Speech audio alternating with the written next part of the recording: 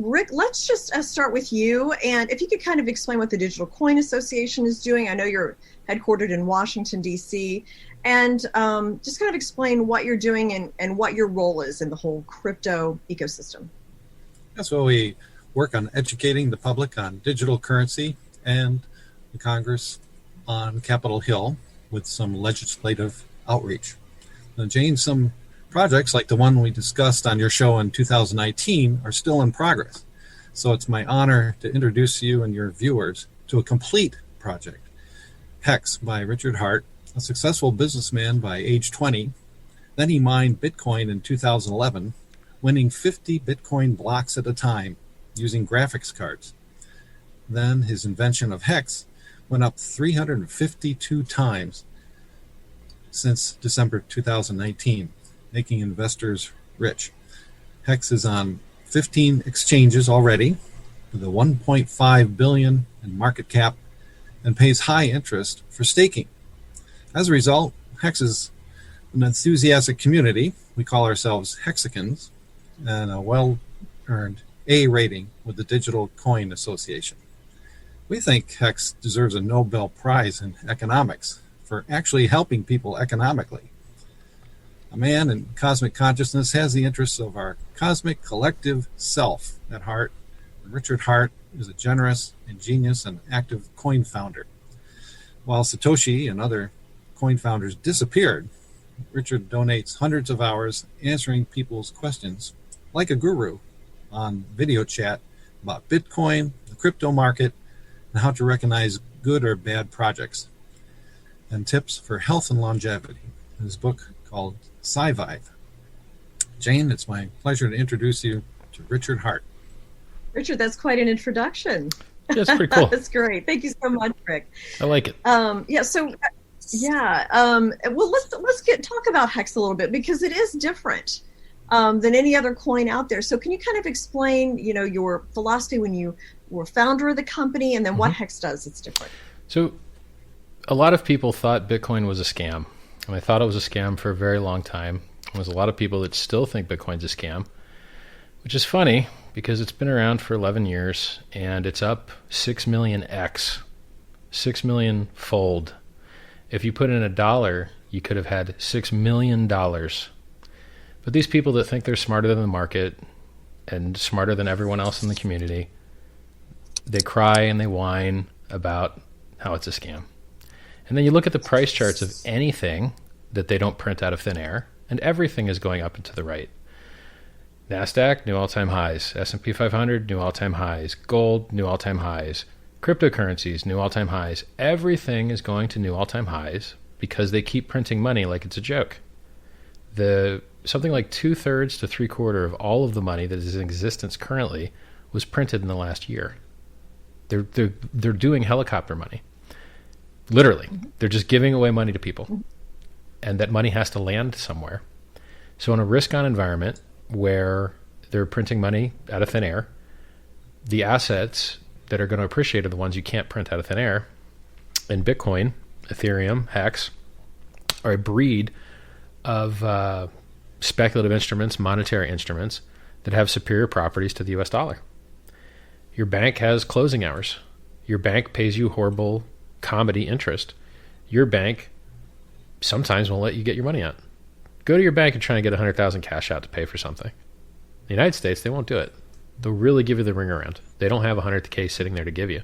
In some countries like Germany and Switzerland, they still will, because they learned how important cash was in World War II.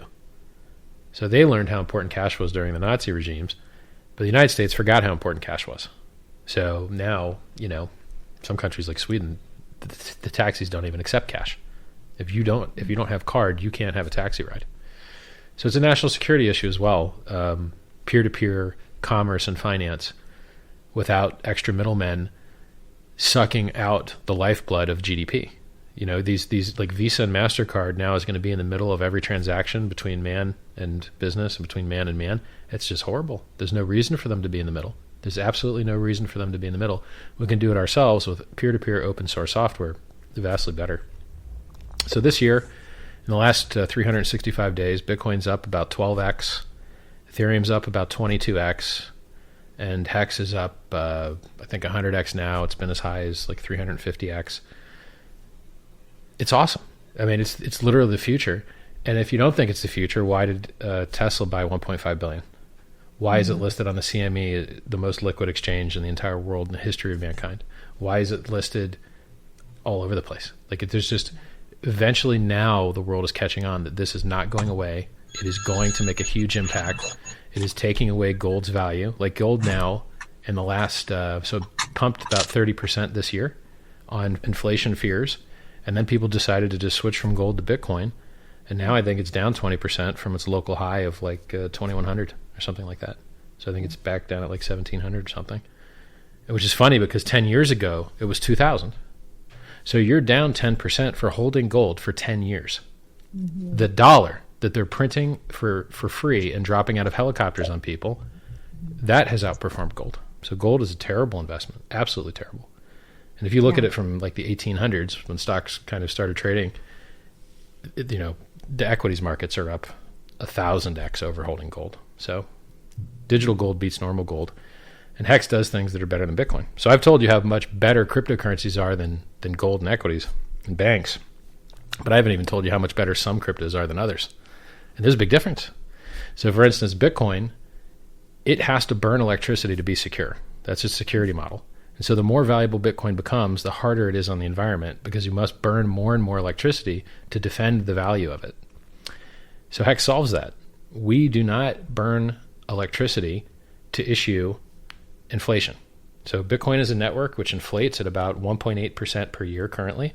It was exponentially higher in the past. So its first year, it doubled in supply. So its year one inflation was 100%. Now it's only 1.8%. Hex doesn't give inflation to miners to pay them to pollute the environment. We only give inflation to stakers. So Bitcoin pays miners to dump the price of Bitcoin to give that money to electricity companies to pollute the environment.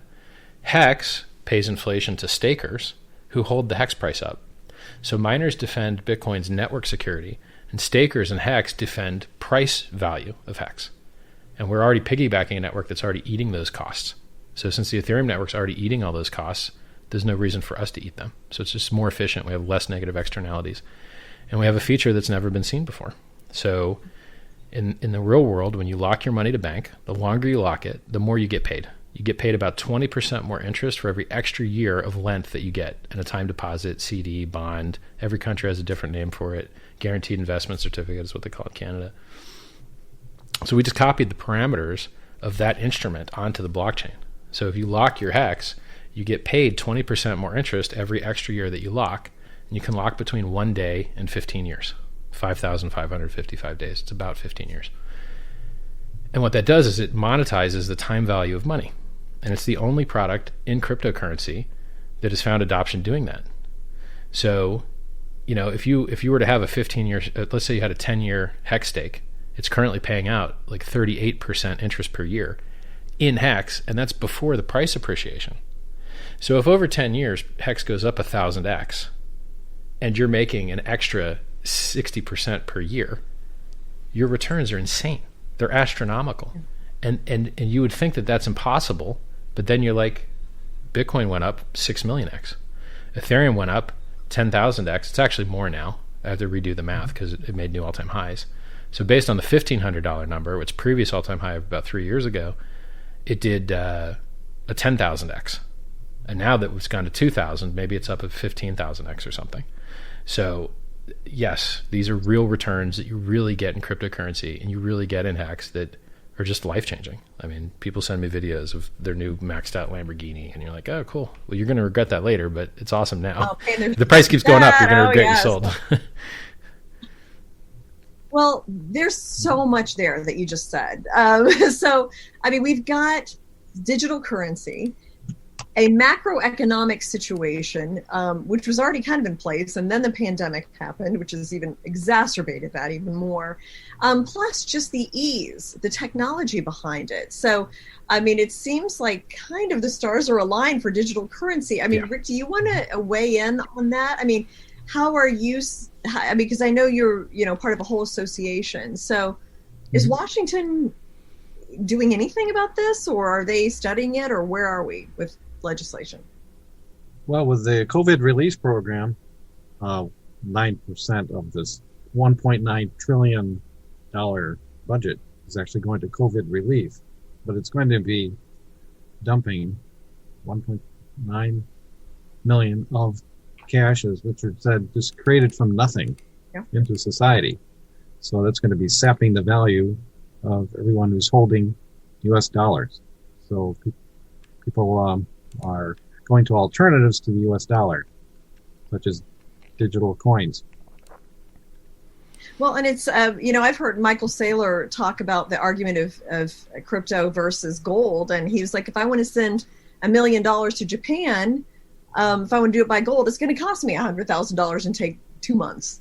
If I want to send $1 million worth of Bitcoin, it takes 10 minutes and costs, a small fee. So, this is the world I think we're headed for. So, Richard, let's talk a little bit about HEX in particular. Sure. So you mentioned the interest rate. So this is kind of like a CD, would you say? Except it sounds like the payoff they return. It's kind of like a CD, but it's also kind of the opposite of a CD. So the parameter of locking up your funds and receiving interest is well understood. That's what savings accounts are. That's what time deposits are. The concept of locking for longer and getting paid more, that's straight from the CD playbook. But something that increases in value 350x in a year, that's not from the CD playbook. So it is a highly speculative and highly volatile product which gives it its massive upside potential.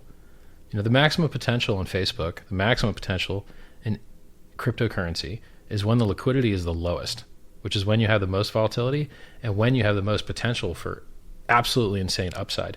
Once everything gets more and more liquid and more people have already bought in, the economic mass gets heavier and it's harder to move around. It's harder to make the price go higher. So if you wanted to make Bitcoin's price go higher, look, Elon Musk bought 1.5 billion. Price didn't really notice.